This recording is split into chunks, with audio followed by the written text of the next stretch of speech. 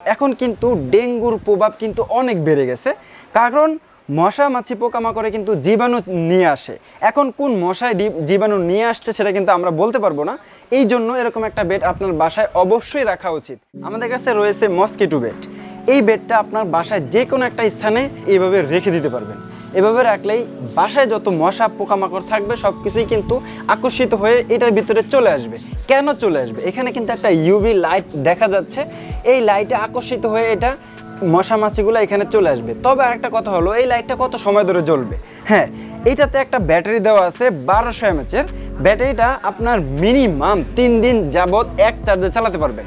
এক চার্জে যখন আপনার 3 দিন চলবে, 3 দিন পরে আপনি আবার 1.5 থেকে 2 ঘন্টা চার্জ করলে আবারও 3 দিন চলতে পারবে। বাচ্চাদেরকে সুরক্ষিত রাখার জন্য এই একটা ডিভাইসই যথেষ্ট। বছরের পর বছর আপনার বাচ্চারা সুরক্ষিত থাকবে। আবার কথা হলো, এখন কিন্তু ডেঙ্গুর প্রভাব কিন্তু অনেক বেড়ে গেছে, কারণ মশা মাছি পোকামাকড়ে কিন্তু জীবাণু নিয়ে আসে। এখন কোন মশায় জীবাণু নিয়ে আসছে সেটা কিন্তু আমরা বলতে পারবো না। এই জন্য এরকম একটা বেড আপনার বাসায় অবশ্যই রাখা উচিত। যারা এই ডিভাইসটা আমাদের কাছ থেকে নিতে চান, আমাদের ফেসবুক পেজ থেকে অর্ডার করে নিতে পারবেন।